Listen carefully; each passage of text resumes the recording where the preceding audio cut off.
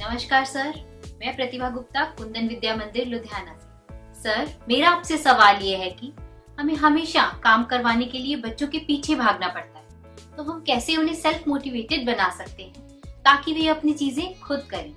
धन्यवाद। आप बुरा न माने तो मैं जरा इस विषय में आपसे अलग राय रखता हूं। मुझे लगता है कि बच्चों के पीछे इसलिए भागना पड़ता है क्योंकि उनकी रफ्तार हमसे ज्यादा है।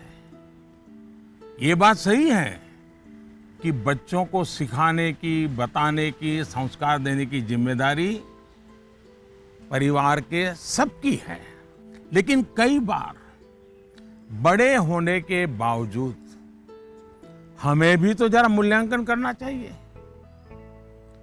हम एक सांचा तैयार कर देते हैं और बच्चे को उसमें ढालने की कोशिश करते रहते हैं और समस्या यहीं से शुरू होती है। हम इसे सोशल स्टेटस का सिंबल बना देते हैं। अक्सर माता पिता अपने मन में कुछ लक्ष्य तैयार कर लेते हैं, कुछ पैरामीटर बना लेते हैं और कुछ सपने भी पाल लेते हैं। फिर अपने उन सपनों और लक्ष्यों को पूरा करने का बोझ बच्चों पर डाल देते हैं। हम अपने लक्ष्यों के लिए बच्चों को जाने अनजाने में, माफ करना मुझे, मेरा शब्द कहीं कठोर लगेगा, जाने अनजाने में हम बच्चों को इंस्ट्रूमेंट मानने लगते हैं। और जब बच्चों को उस दिशा में खींचने में विफल हो जाते हैं तो ये कहने लगते हैं कि बच्चों में मोटिवेशन और इंस्पिरेशन की कमी है। किसी को भी मोटिवेट करने का पहला पार्ट है ट्रेनिंग,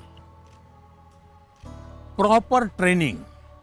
एक बार बच्चे का मन ट्रेन हो जाएगा तब उसके बाद मोटिवेशन का समय शुरू होगा। ट्रेनिंग के कई माध्यम, कई तरीके हो सकते हैं।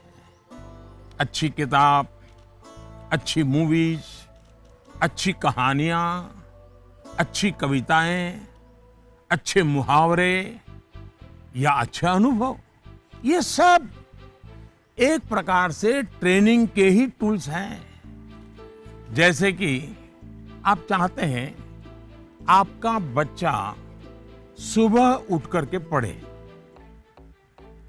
आप उसे कहते हैं, बोलते भी हैं, डांटते भी हैं, लेकिन आपको सफलता नहीं मिलती।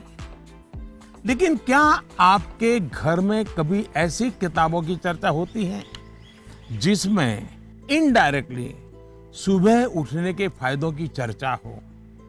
हमारे यहाँ आध्यात्मिक जीवन के लोग ब्रह्म मुहूर्त से ही उनका दिवस प्रारंभ हो जाता है और वो उसी के नॉर्म्स का पालन करते हैं। तो दूसरी ओर आजकल 5 AM क्लब की भी चर्चा होती है।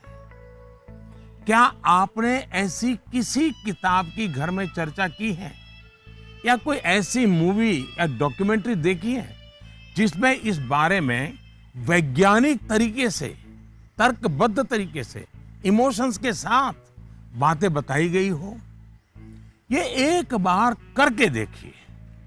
सुबह उठने के लिए बच्चे की ट्रेनिंग खुद ही हो जाएगी।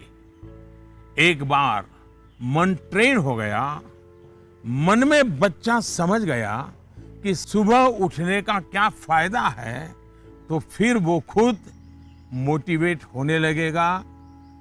यही तो एनवायरनमेंट क्रिएशन होता है जिसकी घर में सबसे ज्यादा जरूरत है। आप बच्चे के बचपन का वो समय याद करिए जब आप उसको गोद में लेते थे।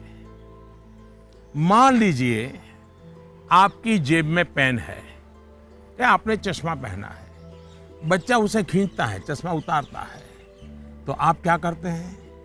आप बच्चे को अगर चश्मा वापस लेने की कोशिश करते हैं तो वो रोता है, पेन वापस लेने की कोशिश करते हैं तो रोता है। तो समझदार माँ बाप क्या करते हैं, उसको एक बड़ा बॉल उसके सामने खड़ा कर देते हैं, लेकर के खड़े हो जाते हैं। बच्चा क्या करता है, चश्मे छोड़ देता है, पेन छोड़ता है, बड़ा बॉल खेलने के लिए ले लेता है, न रोता है। आसानी से आप सॉल्यूशन निकाल देते हैं।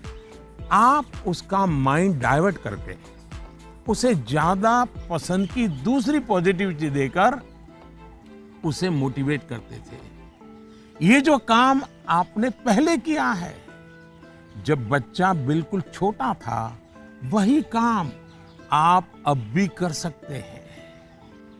आपने सुना होगा, एक दीप से जले दूसरा। आपका बच्चा पर प्रकाशित नहीं होना चाहिए।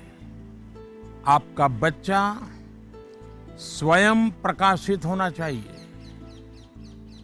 बच्चों के अंदर जो प्रकाश आप देखना चाहते हैं, वो प्रकाश उनके भीतर से प्रकाशमान होना चाहिए, और वो आपके जागरूक सक्रिय प्रयासों से संभव है। आप अपने एक्शंस में जो बदलाव दिखाएंगे, वो बच्चे बहुत बारीकी से ऑब्जर्व करेंगे। यहां एक और बात की ओर मैं आपका ध्यान दिलाऊंगा। बच्चों को कभी भी भय पैदा करके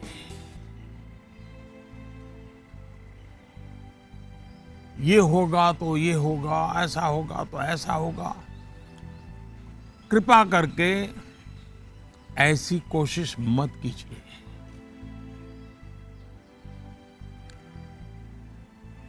एक प्रकार से वो तरीका लगता तो बहुत आसान है, लेकिन